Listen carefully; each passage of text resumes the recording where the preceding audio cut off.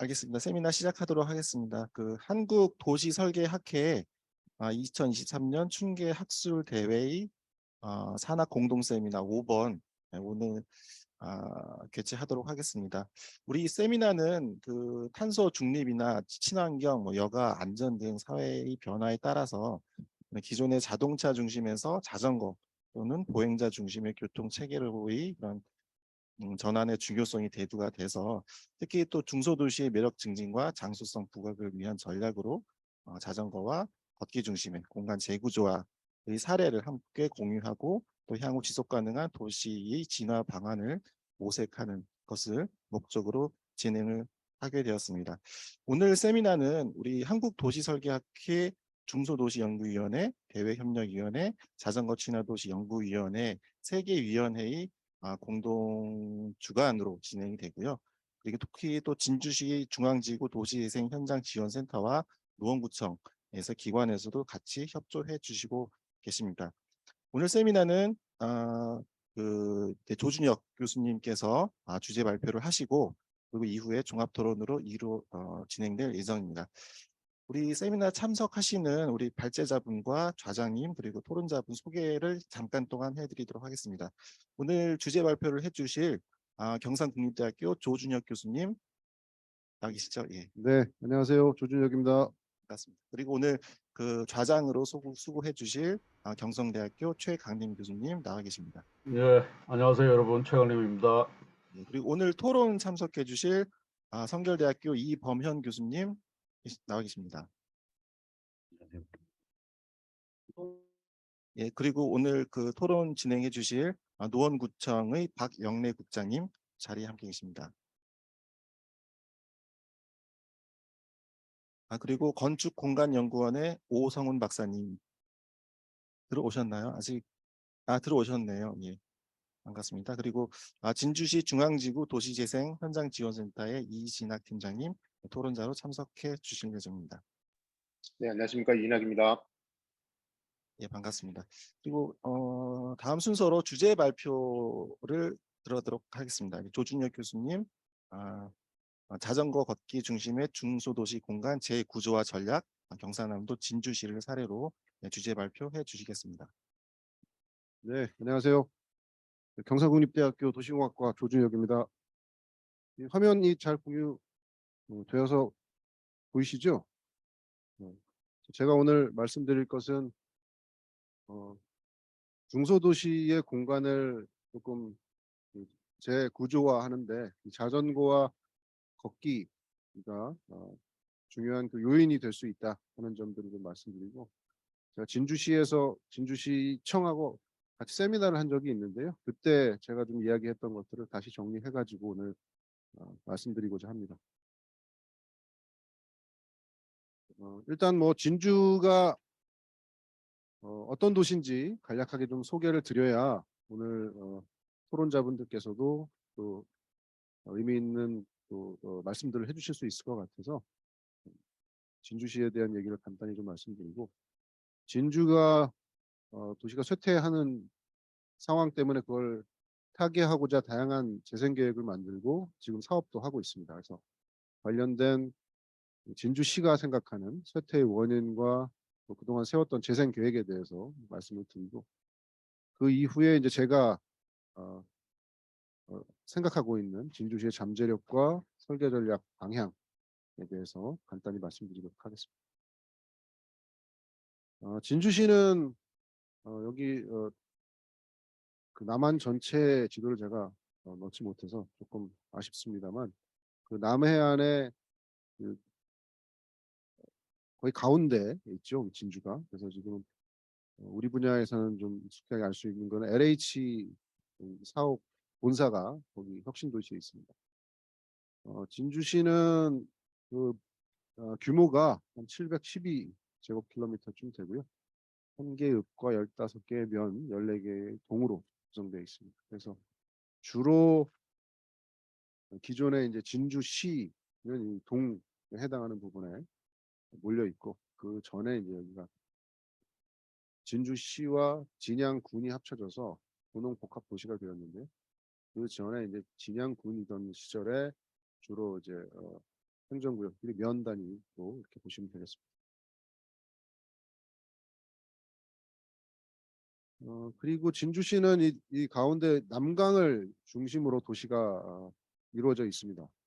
그런데 그런 이유는 자연스럽게 이 경사 분석한 결과를 보면 알 수 있는데, 주변에 다 사실은 높은 산지로 둘러싸여 있고, 기존에 지금 기존 시가지가 형성된 남강을 중심으로 한 시가지들이 그나마 도시가 들어설 수 있는 그런 위치에 자리를 잡고 있다라고 보시면 되겠습니다. 여기 보시는 것처럼 5도 이하가 49분, 그리고 또 20에서 30도 되는 부분이 거의 이제 30% 정도 되는 이런 지형을 구성되어 있습니다.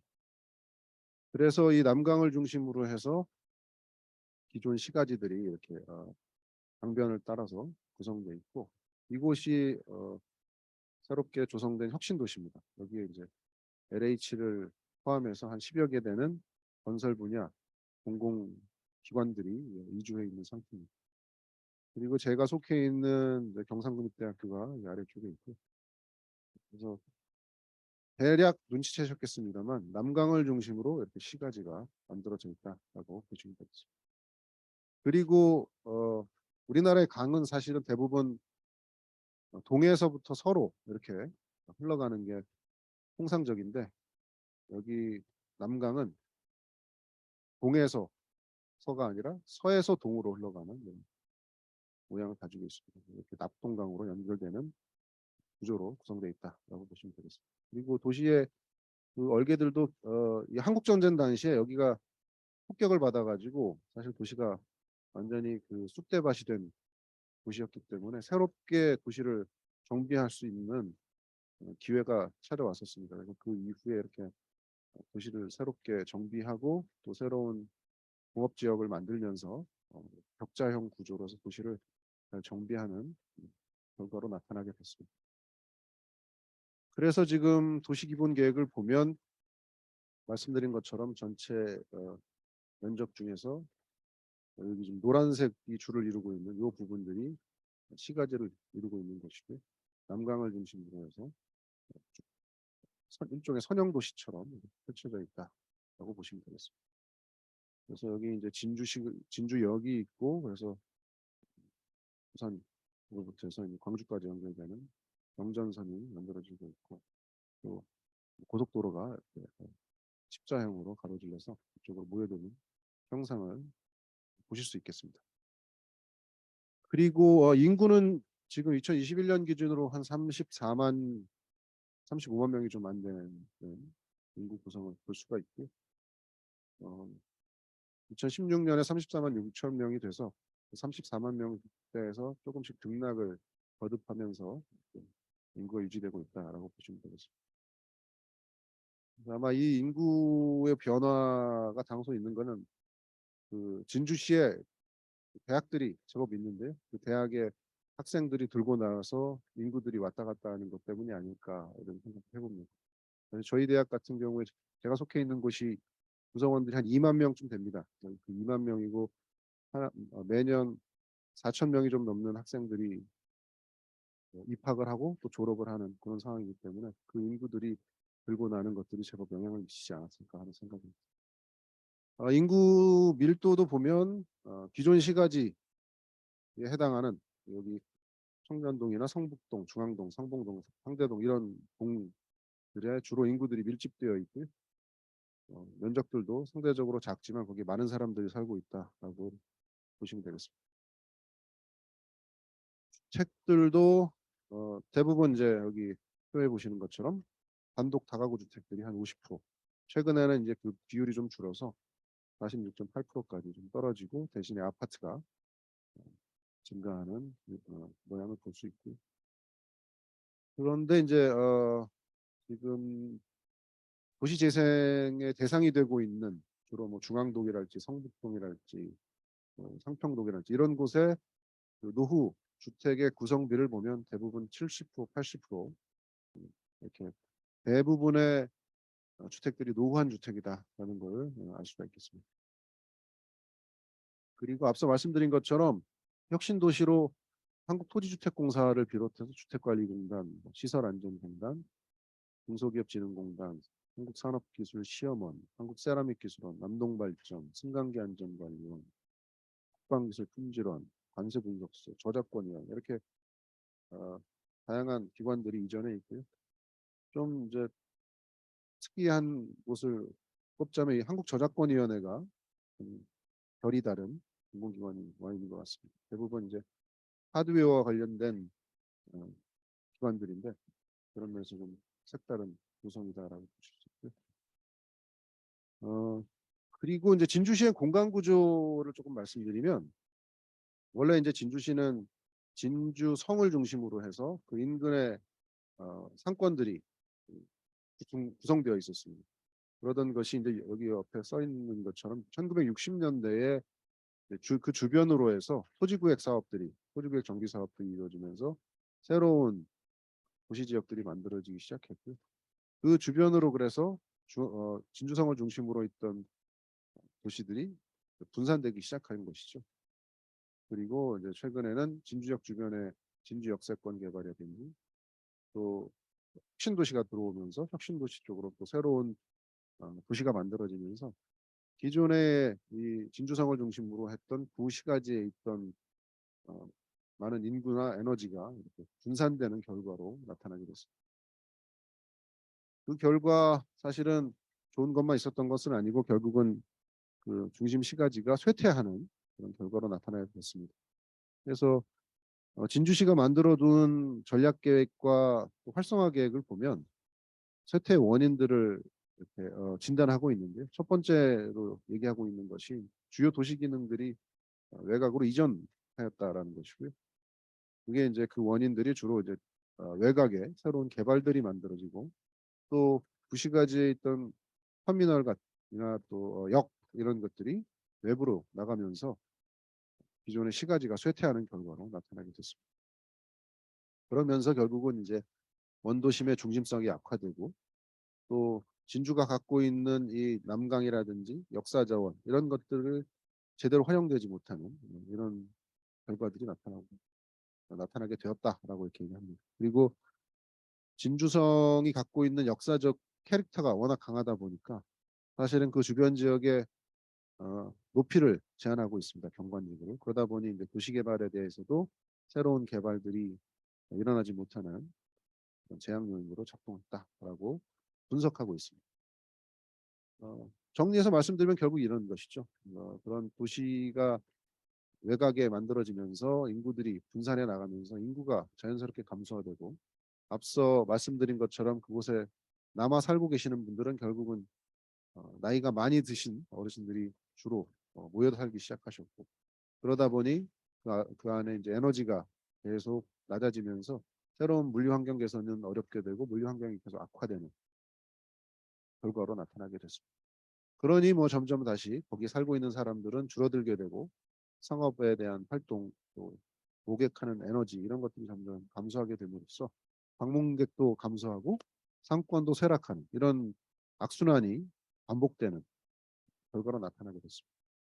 이런 평가는 사실은 제가 이제 이 진주시가에서 계획하고 만들어둔 재생 활성화 계획들을 전부 살펴보니까 결국 이제 요지는 이렇더라는 것이죠.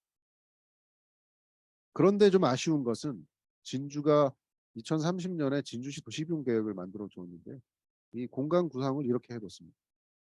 하나의 도심을 중심으로 해서 주변에 부도심들을 만들고 거기를 외곽에 순환하는 이런 축을 만들고 그걸 방사형으로 연결하는 도시공간 구조를 짜겠다라고 얘기를 해뒀습니다.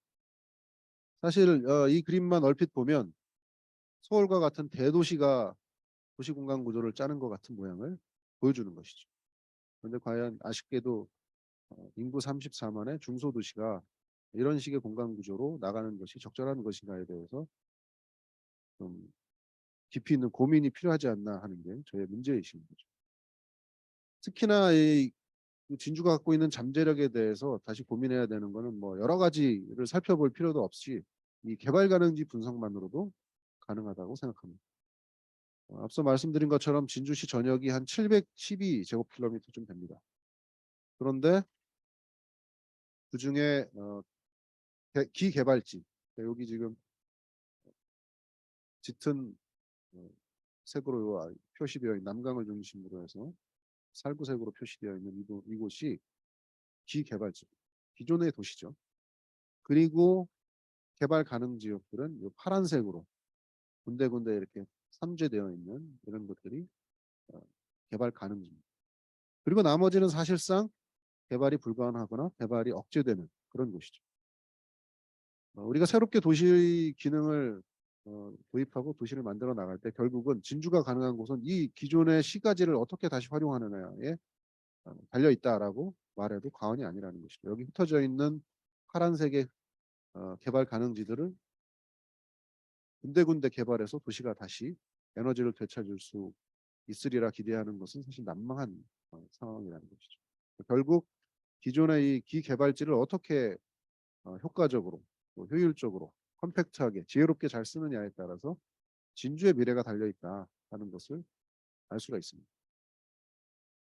아마도 그래서 이제 도시재생 전략계획이나 도시재생 활성화 계획도 관련한 내용들을 담으려고 부단히 애를 쓴 것 같습니다. 제가 지금 앞으로 보여드릴 당의 슬라이드에는 진주시가 만들어 놓은 계획의 주요 내용입니다. 보면 목표를 진주성을 중심으로 역사적인 것들을 좀 강화하는, 그리고 혁신도시와 연결하기 위한 노력들, 그리고 진주하면 이제 대표적인 것이 남강 유등 축제인데요. 그 축제를 어떻게 좀 잘 활용해야 되지 않느냐 하는 내용.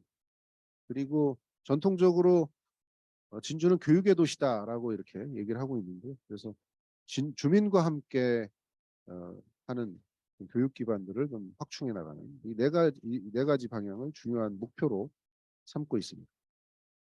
그래서 실제 도시재생 누질 사업으로 선정되어서 지금 실제 활성화 계획을 진행하고 있는 곳들도 대략 앞서 말씀드린 큰 맥락과 대동소이합니다. 먼저 성북지구 같은 경우도 쉼터를 만든다든지 컬터를 조성한다든지 섬터를 새로 만들겠다라든지 하는 것들을 목표로 삼고 있고요. 또 강남지구도 문화예술 중심으로 활성화하겠다. 또 일과 삶의 공간이 가깝게 하는 직주 근접의 공간을 만들겠다. 거주 환경을 개선하겠다. 이런 목표를 가지고 있습니다.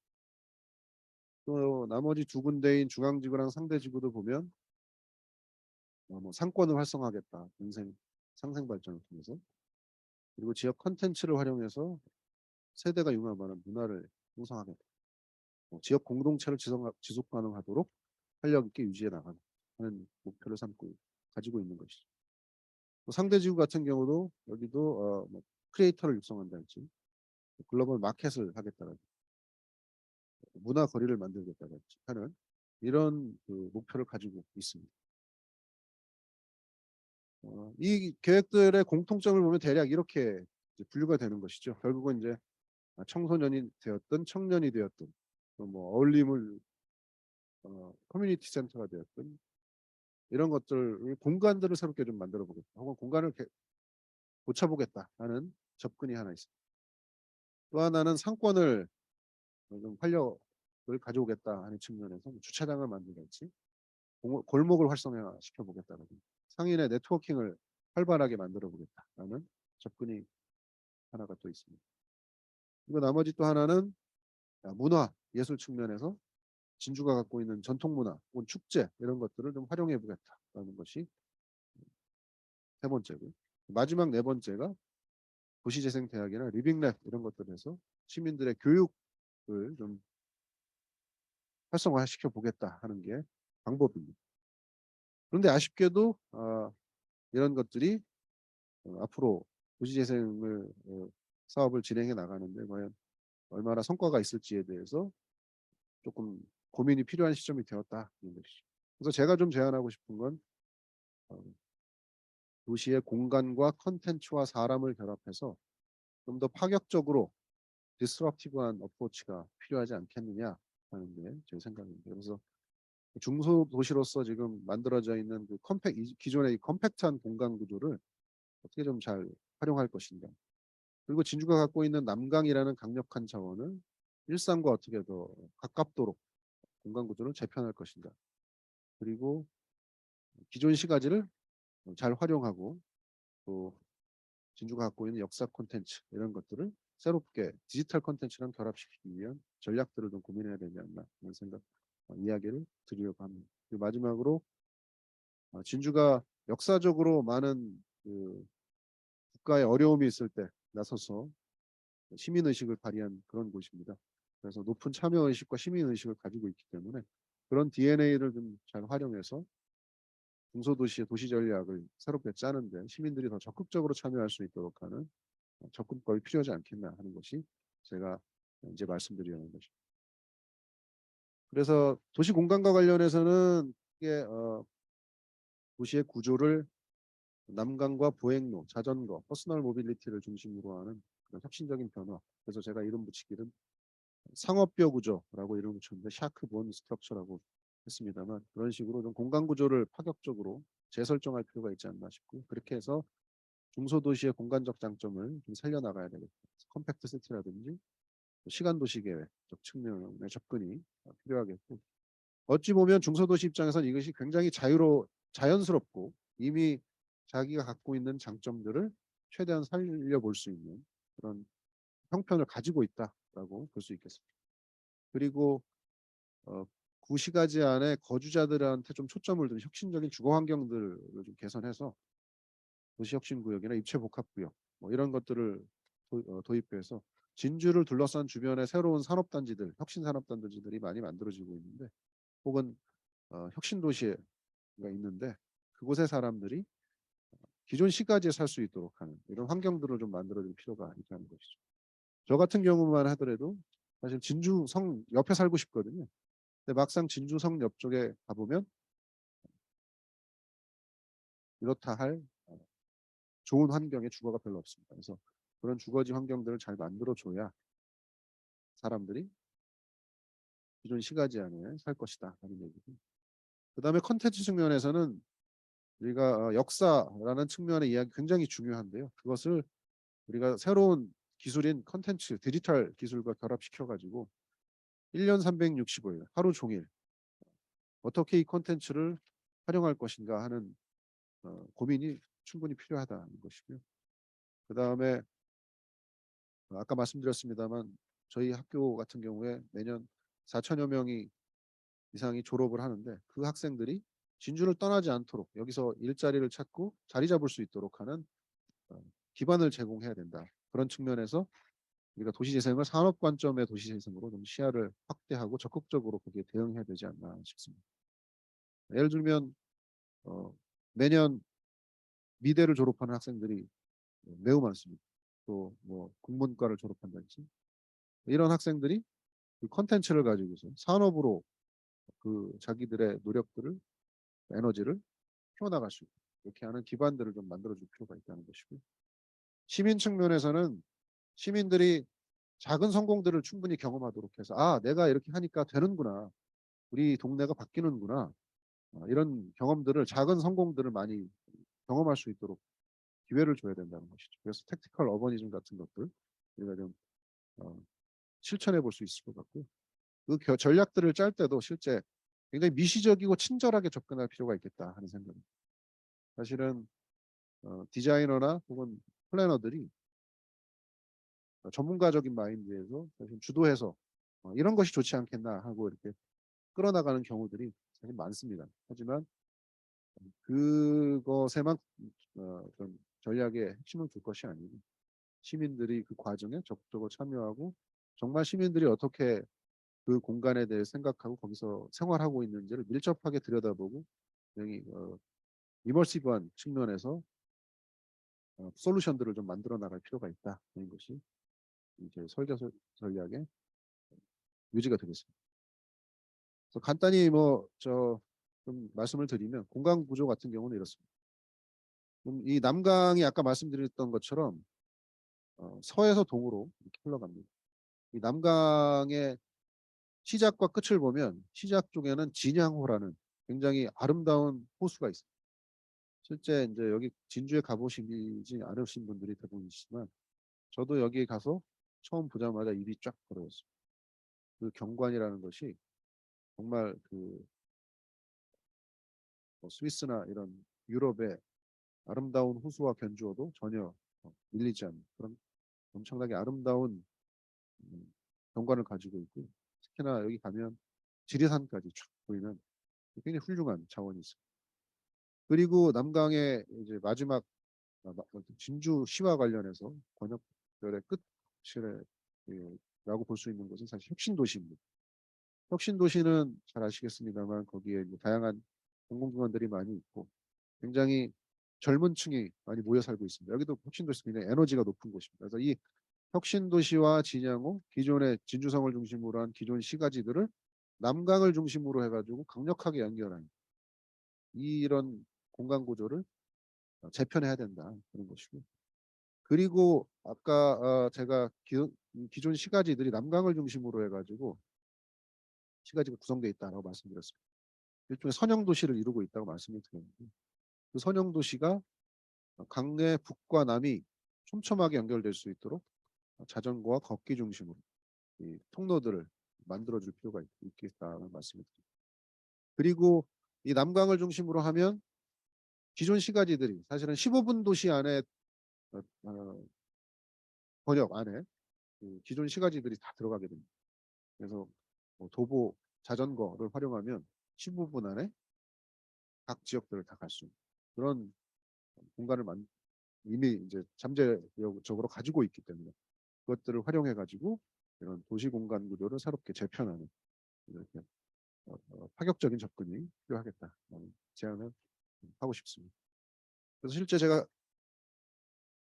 남강을 가지고서 그림을 그려봤습니다. 요게 하나가 15분 정도 걸어서 15분 정도 만에 갈 수 있는 거리 제가 랩핑을 한 건데요.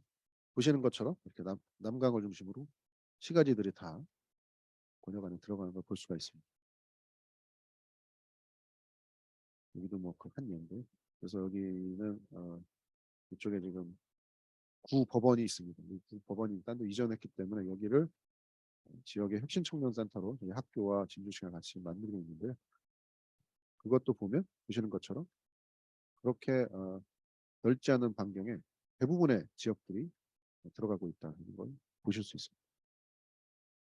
그래서 뭐 이 다이어그램은 많이 보셔서 아시겠습니다만 이렇게 걸어서 5분 만에 갈 수 있는 혹은 자전거를 타고 5분 만에 갈 수 있는 거리를 표현한 다이어그램인데, 1.5km 정도 되면 자전거로 5분 안에 갈 수 있고 반경 400m 정도면 걸어서 5분 만에 갈 수 있는 이런 것이기 때문에 진주라는 도시 구조가 이미 이런 접근 방식이 수월한 공간 구조를 가지고 있다라는 생각입니다. 아마 진주뿐 아니라 지역에 있는 대부분의 중소도시들이 무언가 중심축을 기준으로 했을 때 이런 식의 공간 구조를 생각해 볼 수 있는 기본적인 잠재력을 가지고 있다고 생각합니다. 오래전에 만들어진 도시이기 때문에 도보를 중심으로 하는 휴먼 스케일에 기반한 도시가 됐을 가능성이 굉장히 높기 때문이죠. 그래서 요즘 뭐 많이 듣습니다만 N분 도시에서 시간 도시계 그런 얘기가 많이 나오지 않습니까? 그래서 남강을 중심으로 다양한 쇼핑부터 시작해서 위락, 먹거리, 야외 활동, 문화 활동 이런 것들이 다 일하는 거, 거주하는 거 이런 것들이 결합된 중심지를 새롭게 만들어가야 하지 않겠나 하는 생각입니다. 실제로 이건 제가 이제 미국에서 각 도시별로 어디가 15분 도시를 만들기에 좋으냐라고 평가한 자료로부터 가져온 겁니다. 1등이 마이애미입니다. 마이애미가 15분 도시가 될 가능성이 높다라고 평가하고 있고 2위가 샌프란시스코고 피츠버그라든지 보스턴, 워싱턴, 볼티모어, 미네애폴리스, 롱비치 뭐 이런 식으로 되어 있습니다. 인구 규모를 보면 사실은 46만이나 30만, 42만 이렇게 우리나라로 치면 중소도시 규모의 도시 규모를 볼 수가 있고, 그리고 그 평가한 항목의 첫 번째를 보면 전부 다 걷기와 자전거입니다. 걷기와 자전거가 얼마나 용이하느냐에 따라 점수를 줬고, 두 번째는 거기에 있는 뭐 공원이라든지 커뮤니티 역량, 세 번째는 아이들을 케어하는 문제라든지 건강과 안전, 또 저렴한 주택들이 얼마나 많으냐 이런 걸 가지고 이제 평가를 합니다. 보시는 것처럼 첫 번째가 이제 걷기와 자전거다. 미국도 같은 비슷한 문제의식을 갖고 있지 않는가 하는 생각을 해보게 됩니다. 그래서 실제로 이건 뭐 다른 위원회에서 발표됐던 자료를 제가 좀 가지고 왔는데 해외에 있는 사례들이 이런 것들이 있는 것이죠. 자전거라든지 걷기가 수월할 수 있도록 하는 기반 시설들을 좀 적극적으로 같이 결합시켜 나갈 필요가 있겠다 하는 것이고 또 앞서 말씀드렸습니다만 기존 시가지 안에 공공이 가진 땅이라는 것이 많지 않을 수밖에 없습니다.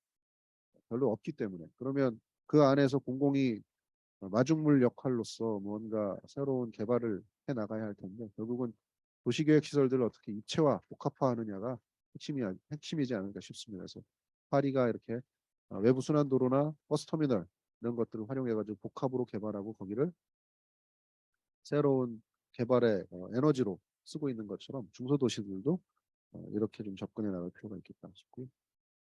또 서울 같은 경우에는 그래서 모아주택이라는 이름으로 소규모 주택 정비 사업을 많이 하고 있습니다.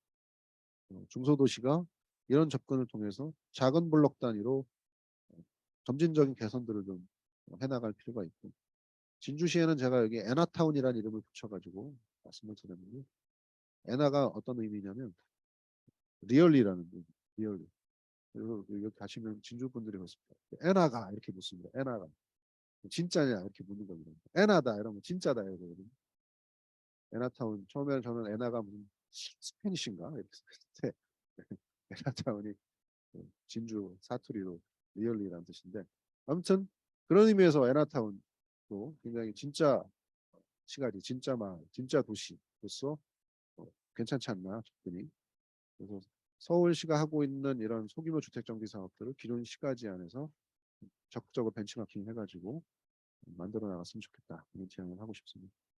결국은 서울시가 목표하는 바도 이렇습니다. 뭐 양질의 주택을 공급하고 지역 내 문화 주차 문제를 해소하고 녹지 휴게 공간을 확충하고 기존 가를 활성화하겠다는 거거든요.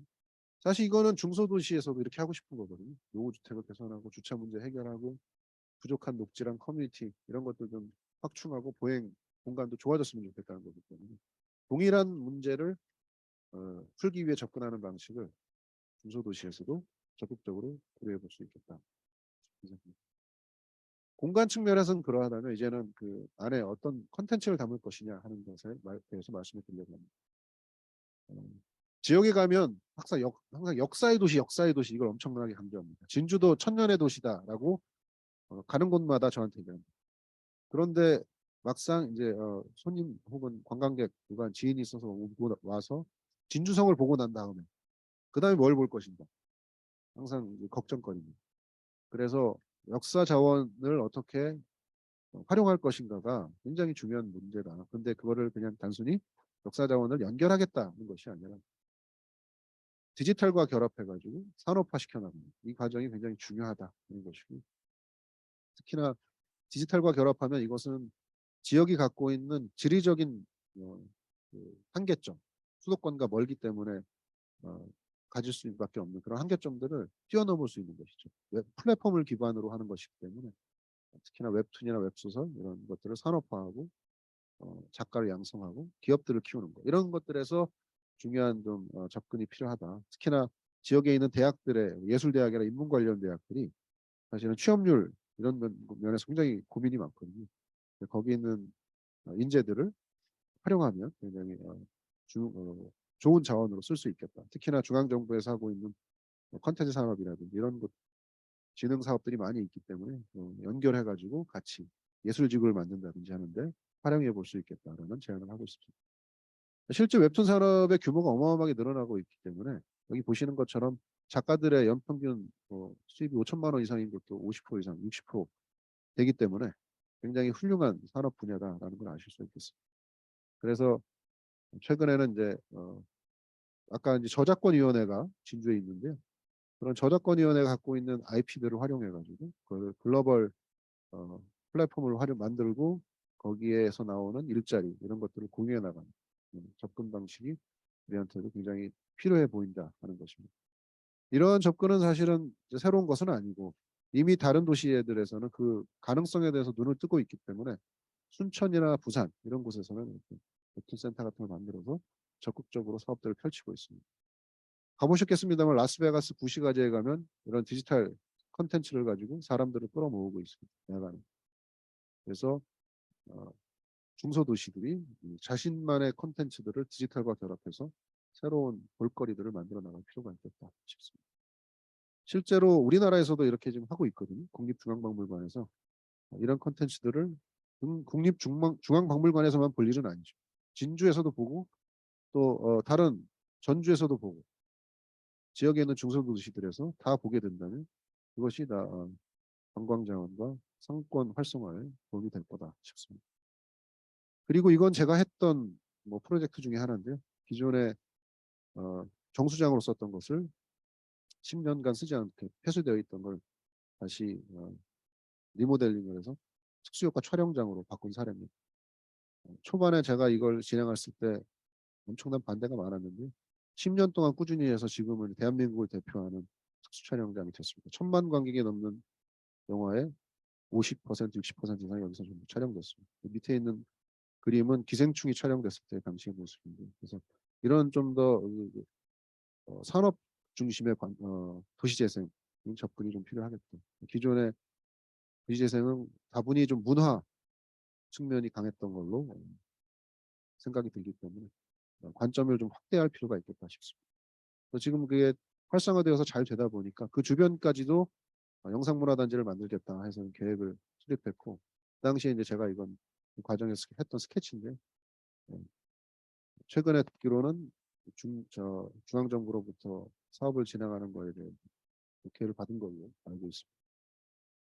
그리고 이제 마지막으로 말씀드리려는 거는 시민들이 작은 성공을 좀 경험할 수 있도록 적극적으로 참여시켜 나갔으면 좋겠다. 그래서 택티컬 어버니즘이나 리빙랩 이런 것들을 실제 해나갔으면 좋겠다는 말씀 드리고 싶고요.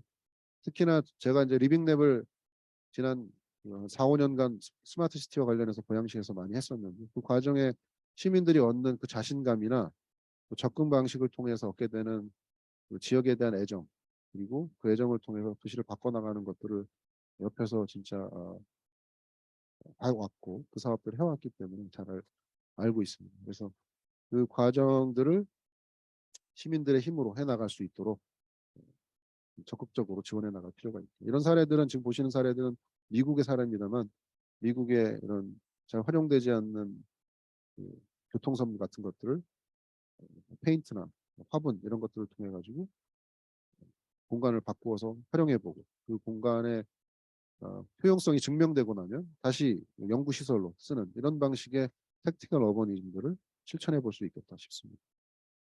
이런 건 뭐 새로운 것은 아니고 실제 뭐 미국에서는 이미 많이 하고 있는 것이기 때문에, 뉴욕에서도 맨하튼에서 타임스퀘어 광장이 지금 현재와 같은 보행 중심의 광장으로 탄생하는 과정에서 이런 것들이 실천되면서 많은 사람들의 공감과 동의를 얻을 수 있었던 것이죠. 지역에 있는 학생들이 참여하는 디자인을 한다는 거리들을 개선해 나가는 과정에서도 이렇게 손쉬운 방법으로 진행해 나가는 과정들을 이제는 그 다른 나라의 사례나 혹은 모범 사례로 그저 바라만 보는 것이 아니라 우리가 좀 실천을 해봤으면 좋겠다는 생각이.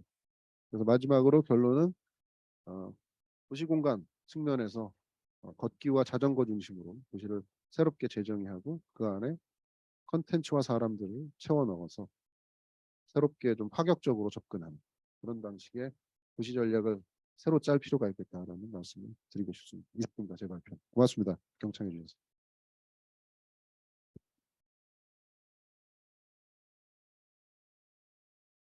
예, 조순혁 교수님 주제 발표 말씀 잘 들었습니다. 개인적으로 그 샤크본 스트럭처라는 말이 굉장히 많이 와닿았던 것 같습니다. 다음에 원래는 그 5분 쉬는 시간인데 좀 시간이 조금 지체되고 있는 것 같아서 쉬는 시간 없이 그 다음 순서 진행해도 괜찮으실까요? 그러면 이제 이후에는 그 주제 발표 마치고 이제 종합 토론 과정으로 들어가도록 하겠습니다. 그 종합 토론 들어갈 때 그 혹시 질의 사항 있으시면은 그 시간이 되면은 토론 마치고 나서 질의응답 시간 갖겠고요. 혹시 질문 같은 부분이 있으시면은 채팅창에 남겨주시거나 토론 이후에 직접 질의를 하셔도 될 것 같습니다. 다음 그 최강림 교수님 종합토론 진행 부탁드리겠습니다. 여러분, 예, 반갑습니다. 오늘 좌장을 맡은 최강림이라고 합니다. 우리 조준혁 교수님, 우리 진주라는 도시가 원래 이제 경상남도의 도청 소재지였고요. 그리고 우리 경남을 대표하는 거점국립대학, 경상국립대학이 또 소재하고 있죠. 진주의 현황도 잘 소개해 주시고, 세태에 관한 문제점, 또 1도심의 방사상으로 외연을 확장하는 그런 도시 기본 구조보다는 컴팩시티를 고려한 또 시범 도시 얘기하시면서 많은 말씀을 해주시는 것 같습니다. 자, 오늘 시간이 15분까지 우리가 3시 15분까지 마무리를 해야 되니까 지금 시간 봤을 때 약 한 30분 정도. 그래서 제가 생각할 때는 우리 토론해 주실 분들이 4분 계십니다. 4분 계시니까 7분을 기준으로 하겠습니다. 7분 기준으로 해서 하면은 마무리하고 하면 시간이 적절할 것 같습니다. 뭐 순서는 우리 이범현 교수님께서는 제일 마지막에 하신다고 그러셨죠? 괜찮습니까? 먼저 하셔도 해도 될 것 같습니다. 예. 그러면 우리 이 팜플렛에 나온 대로 순서를 또 갑자기 바꾸면은 우리 또 당황하실 수 있으니까 예, 그 순서대로 진행하도록 하겠습니다. 그러면 우리 학회 대외협력위원장이시며 성결대학교 도시디자인정보공학과에 계시는 이범현 교수님께서 먼저 토론을 진행해 주시면 감사하겠습니다. 예, 안녕하십니까. 성결대학교 이범현 교수입니다. 예, 오늘 행사가 사실 중소도시위원회하고 저희 대협력위원회하고 이렇게 공동으로 이렇게 하는 행사라 저희 이 토론자로 참여하게 돼서 되게 영광스럽게 생각하고 있고요. 이 조준혁 교수님 발표하신 내용들 쭉 보면서 제가 사실은 한 3가지 정도의 생각이 들었는데요. 진주시라는 중소도시라는 어떤 특성을 살리는 여러 가지의 어떤 네트워크 그리고 그 관련된 설계 기법과 관련된 전략 이런 측면의 것 하나와 두 번째는 또 그거와 더불어서 어떤 광역적인 도시 간의 네트워크에 대한 그런 것도 좀 필요하지 않을까라는 생각이 들었고 세 번째는 이제 제가 2008년도에 국토연구원에서 중소도시 도시재생 전략 연구를 했습니다. 그래서 전국에 있는 인구 10만에서 50만 이상 도시의 이 47개 정도 되더라고요. 그 도시의 어떤 발전 단계에 따른 어떤 전략들 이런 걸 봤는데 그런 어떤 국토 공간에서의 또 중소도시의 어떤 역할 측면 이 3가지를 가지고 한번 말씀드리도록 하겠습니다.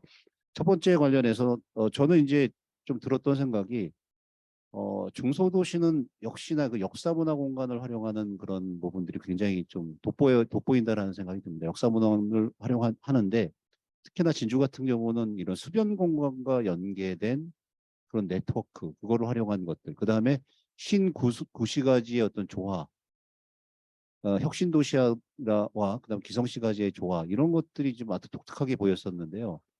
근데 이제 제가 하나 조금 드는 생각이 그러니까 단순히 중소도시는 거주 인구를 가지고 이런 바라보는 그러니까 지금 인구가 지금 거의 정체지 않습니까? 34만 명 아까 저 인구 얘기를 하셨는데요. 그래서 그런 거주 인구보다는 활동 인구하고 방문 인구 이런 이 인구나 이런 활동성을 봤을 때 어떤 활동 인구라든지 이런 것들을 고려한 네트워크 그리고 연계성 그다음에 도시설계 전략들을 마련하는 게 좀 필요하지 않을까라는 생각이 듭니다. 그러면서 지금 사실은 진주하고 하면 떠오르는 것들이 진주성과 그거 연계된 남강 그리고 그거 연계된 그런 도시의 어떤 자원들을 생각하는데 그 내부 진주 시민들을 위해서는 굉장히 좋은 것 같은데 외부 관광객들을 위해서 연계할 수 있는 그런 시설들이라든지 그런 자전거 도로를 어떻게 연결하다 할지 이런 부분들에 있어서는 좀 많이 난감하거든요. 그래서 그런 활동 인구들을 위한 그런 그 설계 전략이나 이런 것들도 마련했으면 좋겠다라는 생각이 들고요. 두 번째는 이제 제가 아무래도 이제 도시 계획을 좀 광역적으로 많이 들여다 보니까 진주와 진주 도시 주변 도시 간에 연계할 수 있는 사업들 이런 것들이 없을까라고 생각을 했는데 특히 이제 진주는 지금 산업단지 재생과 관련해서 지금 국토부에서 그 산업 활성화구역 그 추진하는 걸로 알고 있거든요. 기존 그 진주 산단 국가산단과 관련된 그 재생 노후와 관련된 그런 사업들을 하는데 그런 노후화 산단과 자전거 도로 그리고 그런 인프라의 구축 그런 것들 통해서 주변 도시와 간의 연계성을 마련하는 그런 것들도 한번 좀 생각해 봐야 될 때가 아닌가라는 생각이 듭니다. 그 세 번째로 또 드는 생각이 이 그 중소도시가 갖고 있는 도시 설계 전략적인 측면인데요. 지금 아까 발표할 때도 말씀을 하셨는데 역사문화 공간들과 그런 역사문화 공간들을 시민들하고 참여시켜서 만들어주는 그런 사례들, 그 택티컬 어바니즘, 그 다음에 다운타운 이런 재생하는 그런 것들을 말씀을 해주셨어요. 근데 그런 전략들, 그런 미시적이고 그런 작은 성공들이 진주에서는 이미 기존에 몇 가지가 있었던 걸로 좀 알고 있는데요. 그런 것들이 중소도시 간의 어떤 연계라든지 특히 이제 군산이라든지 아니면 제천 이런 지방 중소도시 간의 사업 간 연계들 그런 걸 통해서 중앙정부 정책하고 연계할 수 있는 그런 이 정부 정책 간의 연계 그리고 도시 간의 정책 간의 연계들이 필요하지 않을까라는 생각이 듭니다. 그래서 어쨌든 조준혁 교수님 말씀 아주 너무 잘 들었고요.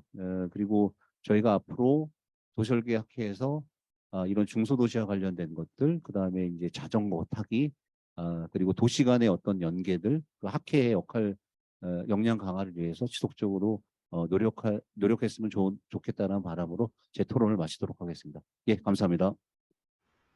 예, 이범용 교수님 감사합니다. 그 제안해 주신 세 가지 내용은 우리 모두한테 다 필요한 중요한 내용인 것 같습니다. 예, 감사드립니다. 두 번째는 우리 서울시 노원구청의 박영래 교통건설국장님, 예, 부탁드리겠습니다.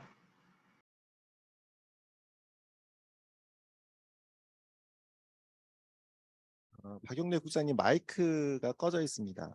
그렇습니까? 네, 됐나요? 예, 잘 들립니다. 예, 예. 이렇게 또 초대해 주셔서 감사드리고요. 또 우리나라의 어떤 자전거 문화를 어떻게 하면 좀 활성화시킬 수 있을까 이런 또 토론을 갖는 것에 대해서 굉장히 기쁘게 생각합니다. 아시는 것처럼 서울시에서는 그 박원순 시장 전임 시장 계실 때 따릉이라는 그 자전거를 거의 그 획기적으로 좀 정착을 시켜서 서울시에서 따릉이 이용자가 굉장히 갈수록 많이 늘어나고 있습니다. 그래서 우리가 지금 현재 서울시에서 자전거 도로가 대략 한 890km 정도가 지금 현재 구축이 돼 있고요. 따릉이를 지금 보유하고 있는 게 한 37,500대 정도. 그래서 서울시설관리공단에서 운영을 하고 있고 자치단체에서 같이 보조하는 사업으로 그렇게 되어 있으면 주차장도 한 대략 한 5,200개 정도, 수리센터도 한 46개 정도. 나름대로 서울시에서 그 자전거 도로망을 확충을 하고 있는데 여기는 많이 좀 한계가 있는 것 같습니다. 중소도시 같은 경우는 그런 도시의 어떤 인프라라든지 또 천혜적인 자연 여건을 이용해서 할 수가 있지만 서울 같은 경우는 그 공간적 어떤 그 한계성 때문에 자전거 도로를 계속 연결해 갈 수 있는 여건이 되지 못하다 보니까 결국은 얼마만큼 자전거 도로를 이렇게 확충을 하고 또 쉽게 접근할 수 있는 즉 지하철역이라든지 버스 승강장이라든지 또는 지금 각종 하천까지 얼마나 자유롭게 좀 갈 수 있느냐.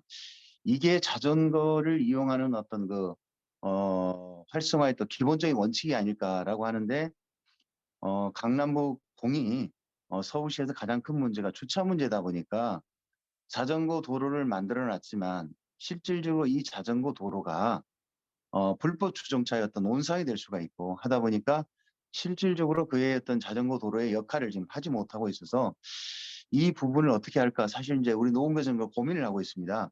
우리도 많은 그 자전거 길을 만들어 놓고 있지만 즉 도로의 양방향에 만들어 놨는데 이용 실태가 거의 없는 데가 있고 이용 실태가 좀 있는 데가 있고 또 보통인 데가 있는데 지금 이걸 자전거 도로만 만들어 놨다 해서 우리가 자전거 정책에 어떤 큰 획을 그었다 이렇게 얘기할 수는 없고 이 구조화 되어 있는 곳을 그러면 지금처럼 양쪽으로 좀 우리가 계속 유지를 할 건지 또는 아니면 이용자가 없다든지 문제는 주차 문제가 발생되기 때문에 그래서 한 군데다가 좀 그 자전거 도로를 좀 집중할 필요가 있다라는 좀 생각을 가지고 저희들이 지금 여러 가지 연구를 좀 하고 있어요.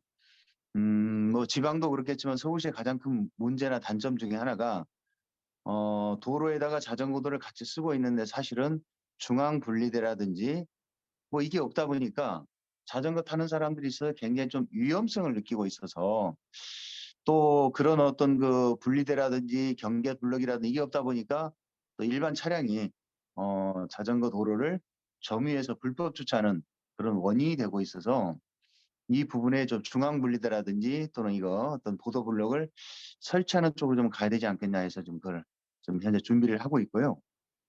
그렇게 하다 보니까 여러 가지가 문제가 있는데 문제는 주민들 또는 시민들이 이제는 교통수단호소가 아니라 이제는 이제 문화하고 토요일이라든지 휴일날 또 야간에 문화라든지 레저 활동으로 좀 활용할 수 있는 그런 어떤 이제 수단으로 지금 우리가 전환되고 있다라는 말씀을 드리겠고요.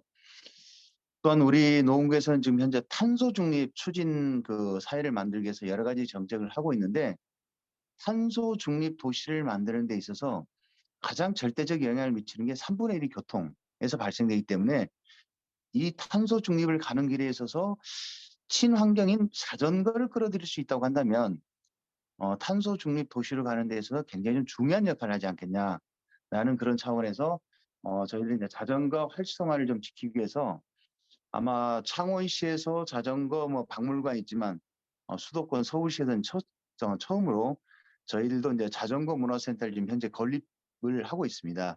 그래서 이 자전거는 어릴 때부터 학생들이 올바른 자전거 타기라든지 문화라든지 이런 게 정착이 됐을 때 그게 좀 효과가 있지 않겠냐 해서 그런 그 교육 위주 또 찾아가는 또 자전거 문화 교실이라든지 이걸 활성화를 시켜야 될 것 같고요.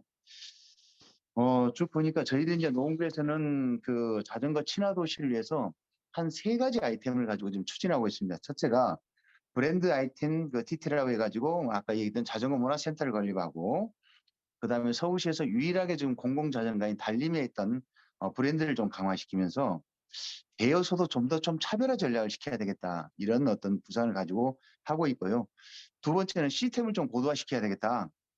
대여 시스템을 좀 QR 코드라든지 모바일이라든지 이 모든 걸 결제를 온라인 시스템으로 할 수 있는 방법을 좀 찾을 수 있고 그다음에 모든 주차장이라든지 자전거 대여소에 대해서 무인 시스템을 좀 강화시키는 방법, 뭐 키오스키라든지 안내판 설치 등을 하는 경우를 좀 들 수가 있겠고요. 그다음에 서비스 차별화에 있어서 우리 노원구가 지금 하고 있는 게 장점 중에 하나가 자전거 이용자가 많다 보니까 저희들은 3군데서 고압 스팀 무료 자전거 세차 서비스를 해줍니다. 즉 주민들이 누구든지 오시게 되면 고압으로 자전거의 체인이라든지 전체를 세차를 깔끔하게 해주는 그런 시스템을 운영하다 보니까 굉장히 좀 좋은 반응을 얻고 있고요. 그래서 그걸 더 확대 나갈 예정이고 그다음 우리 자전거 수리센터를 더 좀 확충을 하고 또 찾아가는 또 자전거 교실을 또 운영을 하고 있고 또 자전거 어떤 테마기를 조성을 해서 그 길을 통해서 많은 사람들이 좀 활용할 수 있는 방법 그다음에 또 뭐 노원구 그러니까 전국에서 처음으로 저희들이 실태했던 게 자전거 인구가 많다 보니까 사고들이 많이 발생하지 않습니까? 그래서 아마 우리 노원구가 전국에 처음으로 자전거 안심보험을 들었는데 지금 이제 많은 자치단체에서 그걸 이제 도입해가지고 좀 하고 있어서 굉장히 좋은 사례다라고 생각을 하고 있고 그다음에 보니까 상주시에서 자전거 그 면허증을 발급을 하고 있다. 이거 참 좋겠다라는 생각이 돼 있어서 청소년이나 어린이 대상으로 이런 또 자전거 면허증을 발급을 해서 자전거 올바르게 타기라든지 이런 걸 좀 정착했으면 어떨까 그런 생각을 하고 있고요. 지금 보니까 뭐 잘 아시는 것처럼 또 네덜란드가 보니까 자전거 교통 분담률이 대략 한 36% 되더라고요. 뭐 덴마크가 한 27%, 일본이 17%, 심지어 중국이나 베트남까지도 11%인데 우리나라는 한 2%밖에 되지 않고 있어서 저희들이 이제 또 고민을 하고 있는 부분은 결국은 도로를 다이어트하고 자전거 길을 확충하는 인프라를 구축하는 게 가장 중요하지 않겠냐라는 그게 이제 포커스를 맞춰서 지금 정책을 추진하고 있고요. 두 번째는 네덜란드에서 지금 하고 있는 그 시행이 굉장히 좋은 제도가 하나 있더라고요.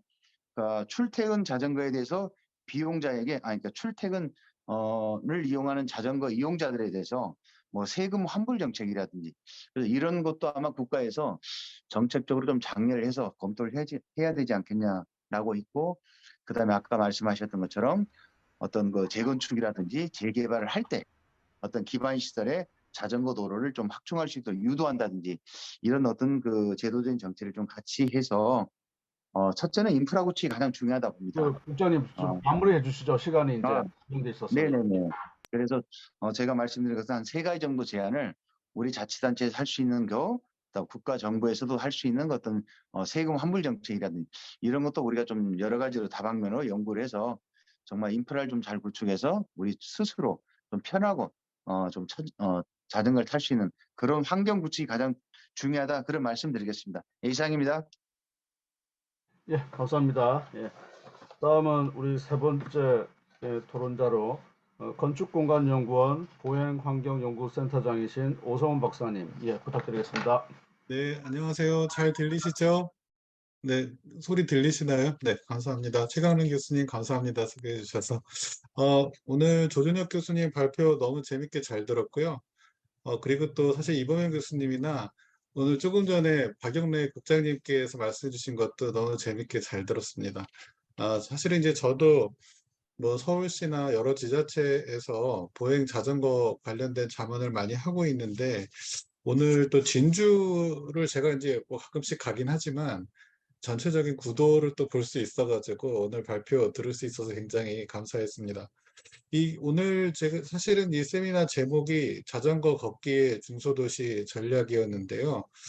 그래서 사실은 저는 이제 전체적인 도시 정책부터 세부적인 설계 방안까지 이제 여러 측면에서 계속 고민을 하게 되는데, 아마 오늘 발표해 주신 거를 들으면서 조금 도시 개선의 전략의 어떤 근거를 크게 이원화할 필요도 있겠다, 이런 생각이 들었습니다. 그러니까 무슨 말씀이냐면, 하나는 도시간 경쟁이라는 것이 앞으로 향후에 조금 더 치열해지는 느낌이 들고 있습니다. 그래서 차별적 도시 공간을 어떻게 만들 것인가, 고요한 정주 환경, 더 나은 정주 환경을 진주라는 특별한 공간과 장소에서 어떻게 마련할 것인가에 대한 초점이 앞으로 더 중요해지는데, 그거의 한 수단으로서 이 정주 환경의 개선의 방안으로서 자전거 걷기를 중심으로 한 도시 계획 설계가 활용될 수 있지 않겠나, 이런 생각이 조금 들었고요.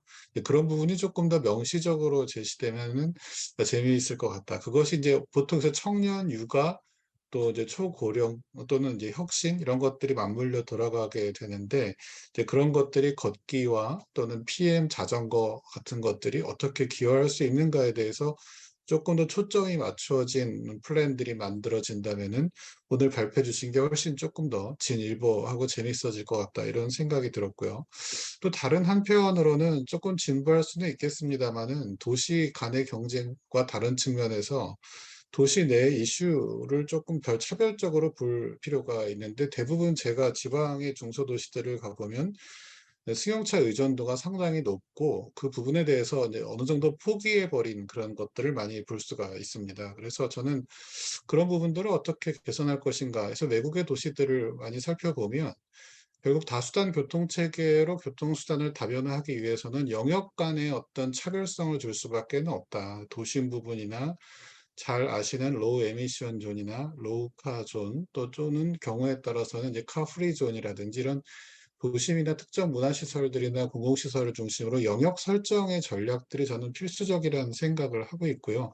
이 부분은 주차하고 아까 국장님 말씀해 주신 도로 다이어트하고 밀접한 관련이 있습니다. 그래서 단순하게 하나의 사항들을 적용하기보다는 공간, 아까 보여주신 샥폰 플랜에서 공간 구조 상에서 어디를 핵심적인 부분을 우리가 움켜쥐고 별도의 영역 관리를 했을 때 말씀해 주신 그런 플랜들이 좀 더 실효성을 가지게 될 것인가 이런 측면의 논의가 조금 보완되면 너무 재밌을 것 같다 이런 생각이 들었습니다.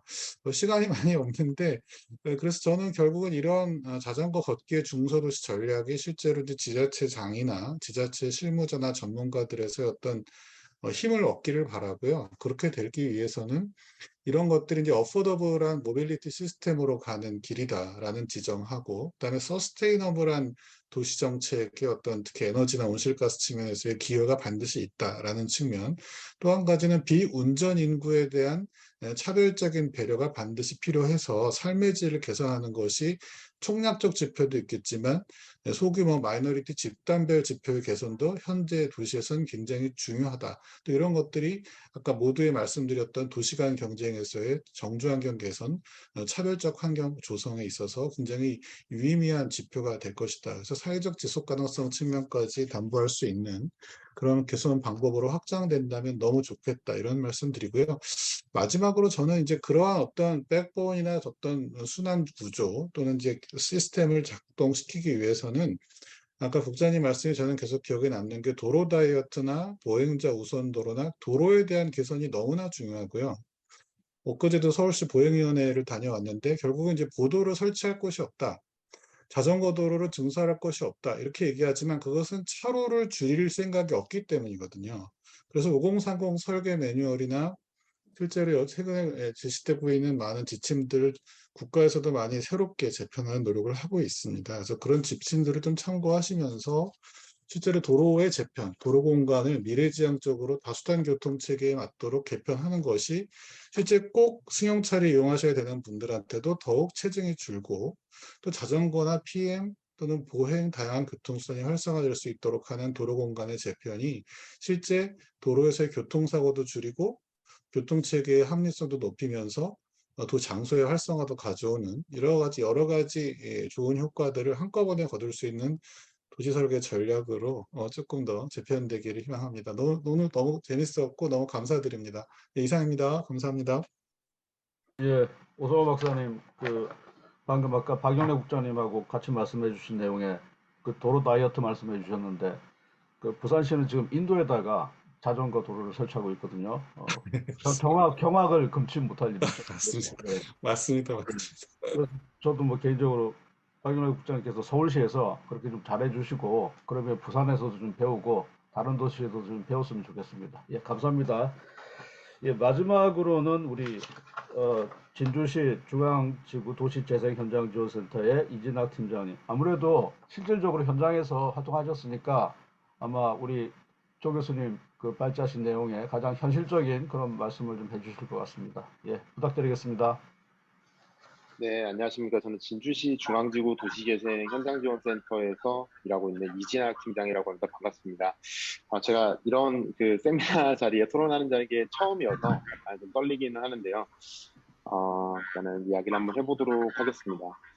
그 진주시가 지금 아까 주준욱 교수님 발표 자리에서 보셨듯이 남강이 흐르고 있고 이 남강을 중심으로 자전거 도로가 굉장히 길게 만들어져 있습니다. 그래서 이 자전거 도로를 이용을 해서 아까 전에 이야기했던 혁신도시와 진양호까지 가는데 약 1시간 정도 자전거를 타면 갈 수 있거든요. 그래서 나름 굉장히 괜찮은 자전거 도로가 만들어져 있고 이 자전거 도로를 중심으로 기존의 시가지들로 뻗어서 나갈 수 있는 이런 방법은 있는데 사실 기존 시가지 내 자전거 도로가 만들어져 있지는 않아요. 그래서 자전거를 이용하시는 분들이 자전거 도로에서는 굉장히 안전하게 이용을 할 수 있지만 기존 시가지 내에서는 굉장히 위험하게 자전거를 탈 수밖에 없는 실정이라고 말씀을 좀 드릴 수가 있고요. 이제 그러면서 N분 도시 약간 15분, 부산에서 지금 하고 있는 15분 도시라든지 이런 내용들도 잠깐 나왔었는데, 말씀하셨던 것처럼 진주시가 굉장히 크지 않습니다. 끝에서 끝까지 가는데 차로 한 30분 정도면 충분히 갈 수 있는 곳이고, 걸어서도, 제가 한 번씩 걸어 다니기도 하는데 한 1시간 정도면 기존의 시가지에서 저희 학교까지 갈 수 있는 이런 곳이라서 굉장히 걷거나 또는 자전거를 통해서 이동하기에는 굉장히 좋은 도시라고 저는 생각을 합니다.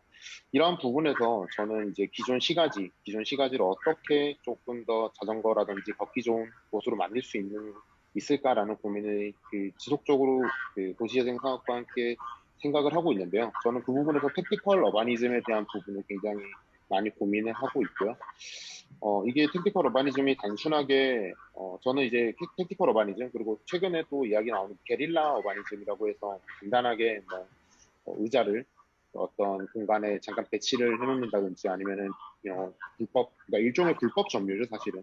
불법 점유를 한다든지의 방식으로 사람들에게 뭐 쉴 수 있는 공간이라든지 이런 부분들을 잠깐이라도 제공할 수 있는 거를 이렇게 하는 것들을 지금 눈여겨보고 있고 어떻게 하면 원도심에 이런 벤치를 하나 설치를 해볼까라는 고민을 항상 하고 있습니다.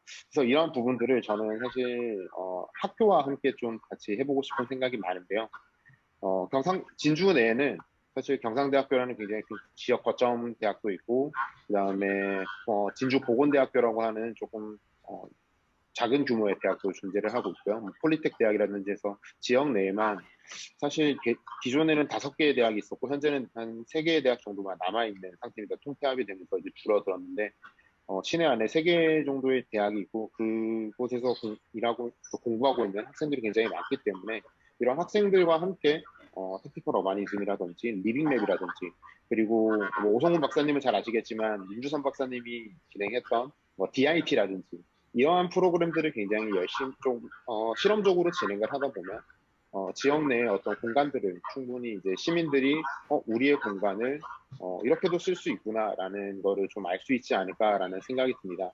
그래서 이러한 생각이 제일 크게 들었던 또 이유는 뭐 서울도 마찬가지고 모든 그 국내에 있는 도시들이 마찬가지겠지만 이 시민들이 많이 성장을 했다고 하더라도 이 공간에 대한 부분을 자동차에게 내어주는 것을 너무 당연하게 생각을 하세요. 예를 들면 도시재생 사업을 하는데도 주차장을 무조건 확보를 해달라라든지 또는 본인들의 주차 공간을 해치는 것에 대해서 엄청나게 불만을 표시를 한다라든지에 대한 부분들이 있기 때문에 이러한 것들을 저희가 또 행정에서는 민원에 대한 부분 때문에 이거를 손쉽게 해결할 수는 없고 저희가 이제 민간 쪽에서 이렇게 좀 점진적인 노력을 통해서 진행을 하다 보면 시민들과 함께 어우러지는 사업을 진행할 수 있지 않을까라는 생각을 합니다. 네, 저는 여기서 마치도록 하겠습니다. 예, 이진학 팀장님, 감사합니다. 특히 보행 환경에 대해서 말씀을 해주시면서 그 택티컬 어버니즘에 대해서도 말씀을 해주셨습니다. 자, 오늘 우리 조진혁 교수님께서 그 지방 중소도시가 쇠퇴하는 방법에 대한 대응에 대한 방법으로 컴팩시티 얘기하셨고요. 또 N분 도시라든가 자전거 걷기 중심으로 해야 된다. 그리고 또 거기에 대해서 자전거 길을 확보하는 방안에 차도 축소라는 것. 저도 여기에 굉장히 중요하다고 생각 안 할 수가 없는 게 흔히들 자전거 도로를 아까 부산도 말씀드렸지만 인도를 축소해버리면 보행 환경까지 더불어서 망쳐지지 않겠습니까? 그래서 서구 같은 경우 특히 이제 미국에서도 최근에 많이 하는 방법들이 이 차도가 축소되고 그 자전거 도로가 거기 설치되면서 또 보행 환경은 또 별도로 개선되고 그러다 보면 우리가 다양한 그 방법들, 뭐 택티컬 어버니즘도 하나의 방법이겠죠. 보행 환경을 개선하는 그런 많은 노력이 이루어지는 것을 기대할 수 있을 것 같습니다. 자, 오늘 발제해 주신 우리 조준혁 교수님하고 토론해 주신 이범면 교수님, 박영재 국장님, 오성훈 박사님, 이진학 팀장님, 예, 감사합니다. 여기까지 할게요. 사회자, 예, 우리 송 대표님 좀 마이크 받아주십시오. 예. 예. 종합 토론 잘 들었습니다. 혹시 우리 청중분 중에 질문하실 사항이 있으실까요?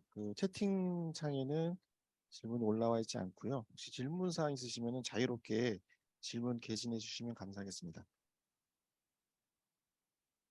안 계시면 혹시 오늘 토론하신 분 중에 혹시 추가로 또 하실 말씀 있으시면 또 자유롭게 발언하실 기회 드리겠습니다. 안 계실까요? 항상 이 제가 시간에 그러면 예.